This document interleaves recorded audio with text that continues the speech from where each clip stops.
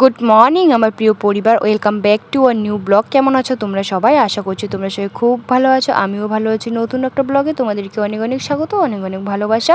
তো আজকের ব্লগটা শুরু করছি বড়োদেরকে প্রণাম জানিয়ে, ছোটোদেরকে অনেকটা ভালোবাসা জানিয়ে। সকালবেলা উঠে এইদিকে বিছানা পরিষ্কার করে নিয়েছি, কিন্তু এইদিকে ঘরটা ঝাড় দিইনি, কারণ এইদিকে দেখি বেলা হয়ে যাচ্ছে।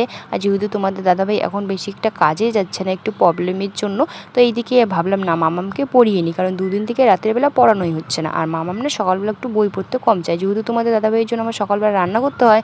রান্না করতে করতে এইদিকে কাজ সামলাতে অনেকটা বেলা হয়ে যায়, আর বেলা হলো পরে মামাম পড়তেও চায় না। আর এখন 6টা বাজতে না বাজতে এইদিকে সূর্যের কত যে আলো উঠে যায়, এত রোদ উঠে বলার মতো না। তো এইদিকে মামামকে পড়াচ্ছে, আর দেখো কীভাবে কান্না করছে আর জানলার দিকে দেখছে। তো ওইদিকে ও দাদাভাইরা খেলছে, তো ওইদিকেও এখন ও তোমাদের দাদাভাইকে বললাম একটু আগে যে ওদেরকে বলো তো ওইদিকে একটু খেলতে, তো ওরা এখন ওইদিকে খেলছে, এই যে একটুখানি পড়ছে, কান্নাও করছে, এইদিকে পড়েও যাচ্ছে। আর তোমাদের দাদাভাই সব কিছু করতে রাজি, কিন্তু মামামকে একদম পড়াতে চায় না, কারণ ওর পাপা যদি পড়াতে বসায় তাহলে ওর পাপাকেই পড়াবে, উল্টা ওর পাপাকেই পড়াবে, ও তো পড়বেই না। আমি যদি বলি যে আমি রান্না করব তুমি একটু পড়াও, বলবে কি আমি রান্না করি তুমি পড়াও, কারণ ওর পাপাকে একটুকুও মামাম ভয় পায় না। ওর পাপা না কোনো কিছু রাগ দেখাতে গেলেই আগেই হেসে ফেলে। তো যাই হোক, দেখো এদিকে মামামকে একটুখানি পড়াচ্ছি বলতে মামাম পড়তে পারে, কিন্তু এখনও লিখতে পারে না, জাস্ট শুধু সরেও সরেয়াটাই লিখতে পারে, তাছাড়া কিন্তু এখনও লিখতে পারে না। তো আস্তে আস্তে লিখতে পারবেই, যেহেতু মনে করো আগের বছরে মামামকে স্কুলে দিয়ে দেবো। এবার স্কুলে দিতে চেয়েছি, কিন্তু মামামকে স্কুলে নেয়নি, বয়স কম ছিল এর জন্য, 3 বছরের কম ছিল, 3 বছর হলে পরে নিয়েই নিত।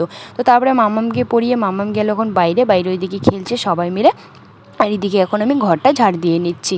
ঘরটা ঝাড় দিলে পরেই ঘরের কাজ সমস্ত কমপ্লিট, বাসনগুলো যেহেতু মেজে নিয়ে রেখেছি। তো বন্ধুরা, মামামকে বই পড়ালাম, আর ওইদিকে ঘরটা ঝাড় দিয়ে বাসনপত্রগুলো মেজে নিয়ে আসলাম। আর এদিকে ট্রি টেবিলটার মধ্যে কালকে মামাম দুধ ফেলে দিয়েছিল, তো ট্রি টেবিল কাভার আর মামামি দুটো জামা প্যান্ট সার্ফ জলে ভিজিয়ে রাখলাম, আর ট্রি টেবিলটা সার্ফ দিয়ে ধুয়ে নিয়ে নিলাম। আর এইদিকে রোদ উঠে গিয়েছে, তোমাদের দাদাভাই ওইদিকে ভুট্টা দিয়েছে দোলার মধ্যে, বাড়িতে ভুট্টা দিয়েছে, আবার ভুট্টার এইখানে ছোলাচ্ছে। তো চলো আমিও যাই, আমিও একটুখানি করি, পরে আবার রান্না করতে হবে। তো যাই হোক, চলো তোমরা কন্টিনিউ ভিডিওটা দেখতে থাকো। এই যে এইখানে ভুট্টা দিয়ে দিয়েছে, ওই যে এইখানে টি টেবিলটা ধুয়ে রেখে দিয়ে দিলাম। এই যে এইখানে আবার কতগুলো আছে, আমাদের বাড়িতে ভুট্টা ভুট্টার বিয়ে লেগে গেছে, আবার কতগুলো এই যে বাড়িতে আনার বাকি। এই যে এইখানে বসে কাজ করছিল, কোথায় জানি গেল। আবার ওই দিকে ভুট্টা দিয়েছে কতগুলা, আর মাম্মাম ও দিদির সঙ্গে খেলছে। ওই যে তোমাদের দাদাভাই, ওই যে ওইখানে ওইদিকে মনে হয় ভুট্টা দেখতে গিয়েছিল। ওইদিকে ভুট্টা দিলে পরে ছাগল আসে, গরু আসে, এর জন্য। কি করো ওইখানে? তো বন্ধুরা, আমরা এখন এখানে বসে বসে ভুট্টা ছোলাচ্ছি। এইদিকে হচ্ছে এই যে বর্মা, এইখানে মাম্মাম আছে, আর তোমাদের দাদাভাই ওই যে। রান্না বান্না করে চলে আসলাম এইদিকে, ভুট্টা ছোলাচ্ছিলাম সবাই মিলে। এইদিকে হাওয়া একটু করে আসছিল, তো তোমাদের দাদাভাই বলছে যে ওই দিকেই নিয়ে যাই, তো রান্নাটা তোমাদের সঙ্গে শেয়ার করলাম না। তো এইদিকে এখন চলে আসলাম, আর বর্মা, আমি, আর হচ্ছে এখানে তোমাদের দাদাভাই। তো তোমাদের দাদাভাই আমাদের একটা করে লাইন তুলে দিচ্ছিলো, আর আমরা এইদিকে ছুলে নিচ্ছিলাম। আর ছুলতে ছুলতে মনও যায় না, হাত একবারে প্রচুর ব্যথা হয়ে যায়। কিন্তু তোমাদের দাদাভাই বলে যেহেতু বসেই থাকি, তো আস্তে আস্তে তো করাই যায়, তাই না, যে ছোলানোই যায়, তাড়াতাড়ি ছোলালে পরেই বাস কাজ শেষ হয়ে যাবে। তো এইদিকে মামাম নিয়ে এসছে আমাদের জন্য জলের মধ্যে জলের ভিতরে আবার বোতলের মধ্যে 2-4টা বেশি কয়েকটা ভুট্টার দানা ঢুকিয়ে নিয়ে এসছে। তো এটা আবার কীরকম করে জল নিয়ে এসছে। তো দেখো এইদিকে ভুট্টার মাঝখানে বসে মামাম এখন ওইদিকে খেলছে। তো মামামকে এইদিকে স্নান করানোরও টাইম হয়ে গেছে, তো মামামকে স্নান করিয়ে খাইয়ে ঘুম পাঠিয়েছি, ঘুম থেকে এইদিকে উঠে গেছে। তো মামামকে খাওয়ালাম, আর মামামকে এখন কাজলের টিপ দিয়ে জামা পরিয়ে বাইরে পাঠিয়ে দেবো। আর এদিকে দেখো বিছানাটার কি অবস্থা হয়ে গেছে। এইদিকে দুপুর টাইমে ঘুমাবো, দুপুর টাইমে ঘুমানোর আগে কত যে মামামের সঙ্গে যুদ্ধ করতে হয়, খেলবে, বলবে মামাম ঘোড়া হও, যেহেতু ওর পাপা বাড়িতে আছে তাহলে তো ওর এনজয়, শুধু মস্তি ওর পাপাকে ঘোড়া বানাবে, যেরকম করতে বলে ওর পাপা সেম সেরকমই হবে। তো এইদিকে মামামকে এখন বাইরে পাঠিয়ে দিয়ে দেবো, তো তারপরে বিছানাটা পরিষ্কার করে নিয়ে নেবো। আর এইদিকে যা চারিদিকে ঋণের চাপ বেড়ে গেছে, কিভাবে যে চলবো, যেহেতু তোমাদের দাদাভাইয়ের কাজ বন্ধ বলতে কাজ খোলা আছে কিন্তু তোমাদের দাদাভাই যাচ্ছে না, ওর একটু শরীরের প্রবলেমের জন্য। এইদিকে একদিন কাজ না করলে আমাদের মাথায় টেনশন চেপে যায়। মানে এইদিকে ঋণ বলতে আমাদের লোন নেওয়া আছে, লোনের টাকা তো কিস্তি কিস্তি করে শোধ করতে হয়, এর জন্য এটাই হচ্ছে মেন সমস্যা। আর তোমাদের দাদাভাইয়ের যদি কাজ থাকে তাহলে কোনো অসুবিধা হয় না, খাওয়া থেকে শুরু করে সমস্তটাই মানে কোনো চিন্তা করতে হয় না। আর একটা মানুষ দিয়ে সম্পূর্ণটা চলতে হয়, কারণ ওর কাজের উপর সমস্ত নির্ভর করে আমাদের সংসারটা। আমি তো 1 টাকা কানা করিও ইনকাম করি না। তো যাই হোক বন্ধুরা, দেখো এই দিকে এখন আমি বিছানাটা পেতে নেই বলতে এই যে বেডশিটটা টান করে পেতে নিয়ে ঝাড় দিয়ে নিয়ে নেবো, কারণ একটু পরে যখন মানে রাতের বেলা আবার বই পড়াবো তখন আবার মামাম সেম এরকম করে ফেলবে।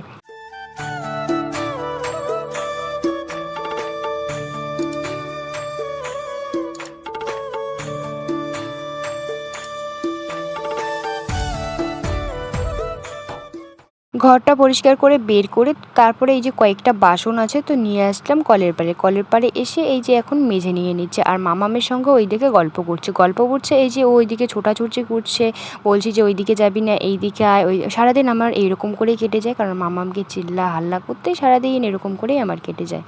বিকেলবেলা করেই বাসনগুলো মেজে রাখি, কারণ সন্ধ্যার টাইমে যদি বাসন মাজি তাহলে আমার মশা মানে একবারে শেষ করে দিয়ে দেয়, কারণ এই যেহেতু এখানে গোয়ালঘরটা পাশেই তার জন্য এরকম করে বাসন মাজে মানে শান্তি পাওয়া যায় না, একবার মশা তোমাকে ঘিরে ধরবে। তো তার জন্য এদিকে বিকেলবেলায় বাসনটা মেজে নিয়ে তো তারপরে বাইরে গিয়ে হয় কোনো দিন রাস্তার এদিকে যাই, আর না হলে চেয়ার নিয়ে বসে থাকি।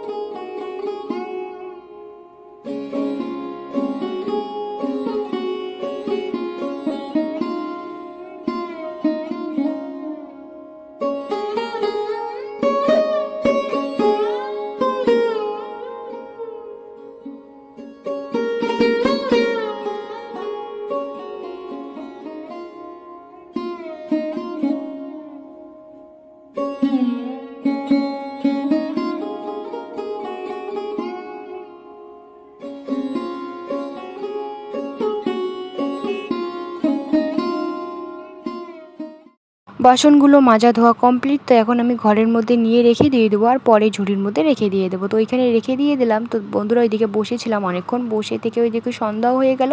তো হাত পা ধুয়ে নিয়ে মামামকেও ফ্রেশ করিয়ে দিলাম। তো তারপরে সন্ধ্যাটা দিয়ে চলে আসলাম এই যে এখন ঘরে এসে মামামকে এখন খাইয়ে নিচ্ছে। আর মামামকে খাওয়ানোর পরে তো তারপরে মামামকে পড়াবো বই। তো মামাম বলছে খুব নাকি টেস্টি হয়েছে, কারণ ও যদি মানে শুধু দুধ এখন খেতেই চায় না, চিনি দিয়ে তো খেতেই চায় না, সবসময় বলবে যে দুধ বিস্কিট দাও। তো এইদিকে মামামকে দুধ বিস্কিট খাওয়াচ্ছি।